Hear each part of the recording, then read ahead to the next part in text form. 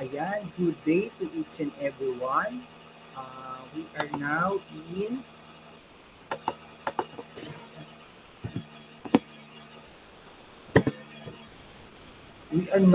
in module 19, the relations among chords, arcs, central angles, and inscribed angles. Scribe angles. Learners is expected to illustrate circle and its parts, the center, the diameter, the radius, chord, secant line, tangent line, arcs, and angles. Describe the relationship between central angles and arcs of a circle and its degree measures, and find the degree measure of arcs and central angle of a circle using algebraic solutions. Okay? Ayan, from our lesson 1, which is the chord, arcs, and central angle, before we tackle that, let's go to the gallery of knowledge. Ano ba meron dito sa gallery of knowledge? It consists of circle and radius, chord, and diameter, tangent, and secant. Okay? Ayan. Simulan natin kay circle,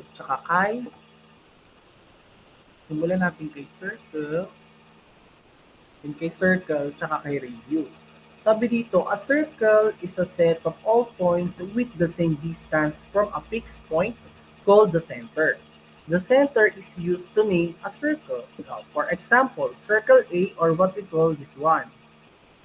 So, pwede natin siyang isulat sa circle A or sa symbol niya which is this one. Okay? Sabi naman dito, a radius of a circle is a segment whose endpoints are the center of a point on the circle. It is the distance from the center to any point on the circle. Diba? For example, ayan, si segment AJ, si segment AN, tsaka si segment AE. Okay, palitan natin itong ating pen. Gawin natin.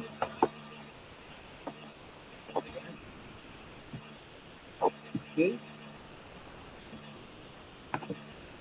Paano nga ba natin malalaman o madedetermine? Okay, with this one. Here, ito, sabi di ba kanina, itong gitna, which is the center, what we call the center or our circle. Okay? Ito yung pinaka-circle natin. Itong gitna is our circle. And ito naman yung ating radius. Di ba? Sabi nga kanina, si segment AJ, ito siya, sa segment AJ, sa segment AN, which is this one, and sa segment AE, which is this one. Okay? Next naman natin is si chord. Sabi dito, a chord of a circle is a line segment that has its endpoints on the circle. Diba? For example, si LE, si JE, tsaka si N. Segment LE, si segment JE, tsaka si segment N. Sabi naman dito, a diameter of a circle is a chord that passes through the center of the circle. It is the longest chord of the circle and its length is twice as long as its radius. For example, is si segment JE. Ayan. You can see this is the diameter, this one. And ito naman si chord. Kung mapapansin nyo, si diameter din is a type of chord. Okay? Our next is the tangent line and secant line. Tangent line is a line, a segment, or a ring that intersects a circle at exactly one point. And the point of intersection is called the point of tangency. For example, is line S with point L as the point of tangency. Okay? Sabi naman dito, si secant line is a line, a segment, or array that intersects a circle at exactly 2 points. For example, ayan nga si line NE, si segment NE, or si ray NE. Okay, huwag kayong maano dyan kasi yung symbol na ganyan is for the line. And this one is for segment. And this one is for the ray. Okay? Ayan, kung papansin niyo, di ba, sabi kanina, si tangent line, ang naglelay siya sa circle at exactly one point. And yung point na to is yung tinatawag nating point of tangency. This is what we call the point of tangency.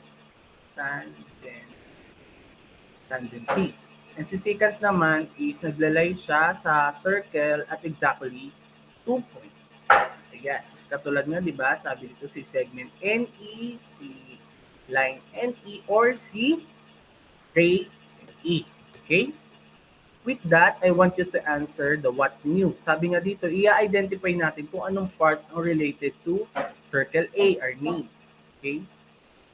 Yan, sasagutin ko yung number 1. Sabi dito, si segment AJ, ito, si segment AE, and si segment AN. Ano ba siya?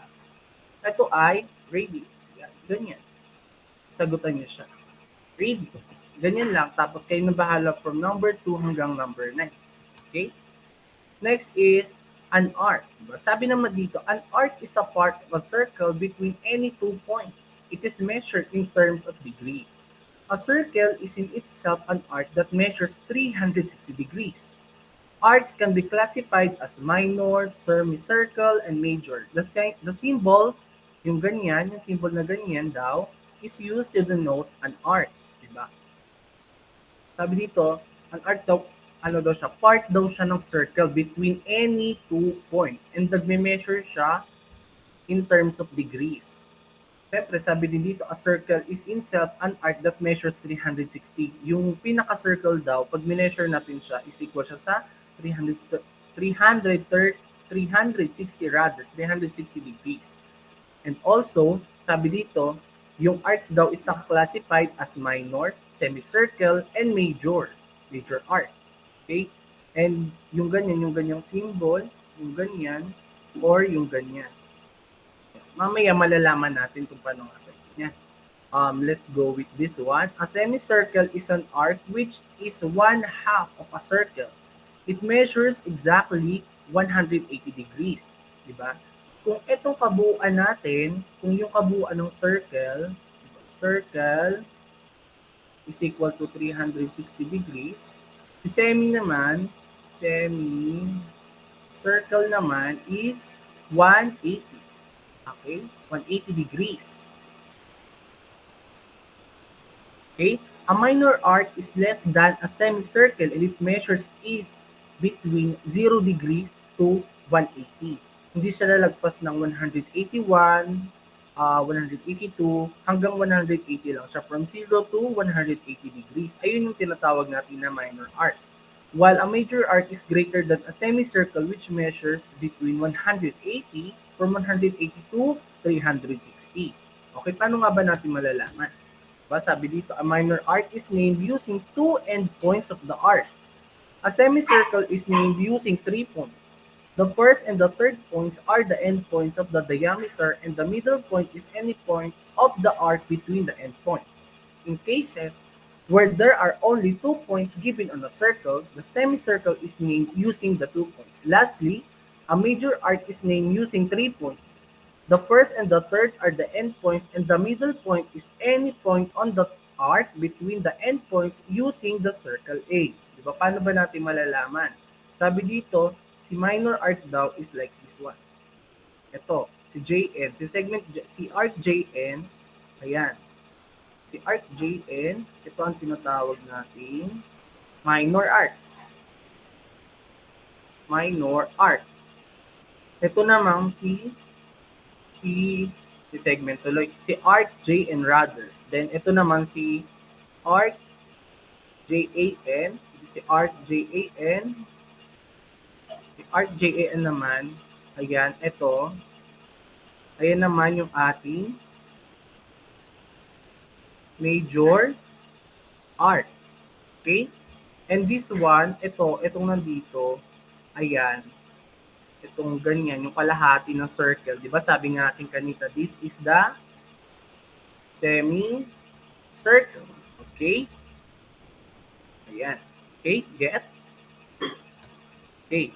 Sabi naman dito, a central angle of a circle is an angle formed by 2 radii and its vertex is the center on the circle using center A.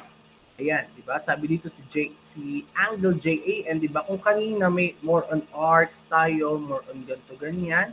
Ngayon naman nasa angle na tayo. So, sisimulan natin kay central angle, di ba? Sabi nga dito, ayan. Sabi si NAE, ito din, si NAE, tsaka si JAE are central angles. Di ba? Ano daw sila? Mga central angles. Okay? Sabi dito naman, an intercepted arc is created when lines or subset of a line cuts across a section on the circumference of a circle. The intersection of the lines or subsets of it are on the circle, thus forming an inscribed angle using the center A. Diba? Sabi naman dito, di ba, si arc LN, ito si arc LN, ito, ito si arc LN, sabi ito is a minor arc na siya. Tapos in-intercept siya by inscribed angle LEN. In-inscribe siya nito. Yan. Ito yung inscribed. Sulat natin. This is the inscribed. Inscribed. Angle. Inscribed. Hindi pa siya. That is the that is the intercepted.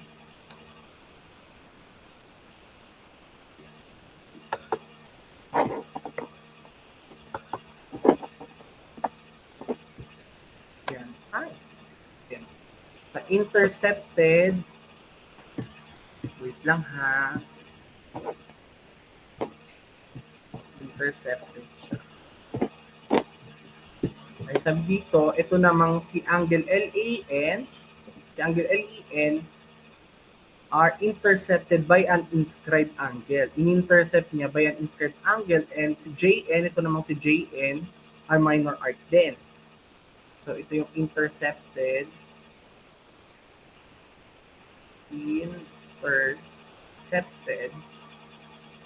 by inscribed. Okay? And sabi naman dito, si arc JN naman is a minor arc intercepted. So, si JN is intercepted with JEN. Ito, si JEN. At saka si JAN. So, dalawa siya kasi nga napagpapagitnaan siya. Or the arc is on the angle JAN tsaka si JEN. Okay? Next naman natin is the sum of a central angle. Sabi dito, the sum of the measures of the central angles of a circle with no common interior points is 360 degrees. In the figure, angle 1, angle 2, angle 3, and angle 4 are examples of central angles without common interior points. Thus, the measure of angle 1 plus the measure of angle 2 plus the measure of angle 3 plus the measure of angle 4 is equal to 360 degrees. Or this one, itong apat doon na to, pag inad yan lahat, i-equal siya sa 360 degrees. Okay? The examples below show the relationship between the central angle intersecting the arc of a circle. Using the center C, the following can be shown. Diba? Central, si FCG. Ito si FCG. Yan si angle. Central angle FCG intercepted by arc FG. In-intercept daw siya dito. Okay? Si central ECI naman, ECI, ito, ECI, ayan. Si central angle ECI naman daw is in-intercept siya ni arc EI. Arc EI. Yan, di ba? Tapos si angle ACG, ito naman si ECG, ito. Yan, ACG. And ACG intercepted by an arc GBA. Ito si GBA. GBA pa ganun siya. GBA. Okay? And si arc FDH. Ito, FDH is intercepted by central angle FCH. Ayan, FCH, that's FDH. Okay? Ayan, arc addition postulate. Sabi dito, the measure of an arc formed by two adjacent non-overlapping arcs. Arcs that share exactly one point is equal to the sum of the measures of these two arcs using central D. Okay, sabi dito, si measure daw ni arc AC is equal siya sa measure ni arc AB plus ni measure ni arc BC. Kung si AB, kung ang measure ni arc AB is 60 degrees, plus ang measure naman ni arc BC is 90 degrees. Therefore, pag inad natin yung dalawang arc, mag-i-equal siya sa 150. Then yung 150 degrees na yun, ayun yung measure ni AC. Ni arc AC. Okay. Let me give some another example. Like this one. Kunyari, si arc, yung measure ni arc AB naman is 20. Okay, 20. Then, si measure naman ni arc BC, ito yung measure ni AB, ayan, is equal to what? 20. Then yung measure naman ni BC is 40. Okay? Therefore, yung measure ni arc AC is, pag inad natin yung dalawa, 20 plus 40 is equal to 60 degrees. Like that. I-add mo lang siya kung ano yung kailangan. Kunyari naman, ayun na nga. Okay? Para makuha si measure AC. Okay. Paano naman kung nawawala si BC or si AB, di ba? Ang measure ni AC is meron tayong 150 degrees. Ayan. Degrees is equal to, kunyari, 60. 60 plus, ayan, measure ni BC, ni angle BC. Ni angle BC ay yung hinahanap natin, yung measure ni angle ay ni arc BC. So, ililipat natin si 60 degrees sa kabila, magiging 150 degrees minus 60 degrees is equal to the measure of BC, the measure of arc BC, ayan. So, 150 minus 60 is equal to 90 degrees. And yung 90 degrees is a measure siya ni BC. Okay? Next, ayan. For another example, ayan. Determine the measures of the given arcs and angles. Refer to the figure that follows. C is the center of the circle, while the other points are points on the circle. Okay? Sabi dito si measure ni angle 2, yung measure ni angle 2 is 45. And syempre, kung si angle 2 nang dinidescribe nito, pwede mo rin siyang tawaging angle LCM. So therefore, the measure of angle 2 and angle LCM is the same. Okay? Pangalawa naman, measure naman ni arc LM. Ito, ni arc LM. Ayan, sabi solution. Hinahanap natin yung measure ni arc LM. Solution, the measure of arc LM is 45 degrees. 45 degrees siya because the measure of LCM, ito yung LCM natin, itong LCM natin, that measure of angle LCM that intersects arc LM is 45. Ito. So therefore, this is 45 degrees. Okay. Nanap naman natin is measure of arc XQ is 30 degrees. Ito si XQ. 30 degrees daw siya. Paano siya naging 30 degrees? Diba? Sabi dito, ito daw ay 30 degrees. Bakit siya naging 30 degrees? Sabi dito, si angle XCQ daw, ito si XCQ, si angle XCQ and RCO, ayan, RCO are vertical angles and a pair of vertical angles are congruent. Sabi dito, angle XCQ and angle RCO is vertical angle, therefore they are congruent. And it follows that their intercepted arcs also are congruent. So kung si arc RO is 30 degrees, therefore ito si 30 degrees. Kung ito naman gawin natin 20 degrees, therefore ito 20 degrees din siya. Okay, and for the last one, measure of arc LN. Sabi dito, the measure of arc LN is 90 degrees. Asan si LN natin? Ito, 90 degrees. 90 degrees. Sabi, the intercepted arc of an angle LCM, ito na siya, si LCM naman is 45. Yan, 45 siya. So, katulad yan, di ba, yung sum of the postulate, tama ba? Ayun, yung sum, ayun, yung addition, postulate, or yung sinasam natin kanina, di ba? Sabi dito, si angle LCM is 45. Kung si angle LCM is 45 degrees, through the arc addition postulate, we can say that the sum of the measure of arc LM, ayan, and, and arc MN is equal to the measure of arc LN. So yung measure doon ni LM tsaka ni MN is equal siya sa measure ni LN. Or pag inad si LM and si MN, lalabas yung measure ni LN or itong hinahanap natin. Therefore, kung ito 45, then si MN is 45 din. So 45 plus 45 degrees is equal to 90 degrees. So si arc LN is 90 degrees. Okay?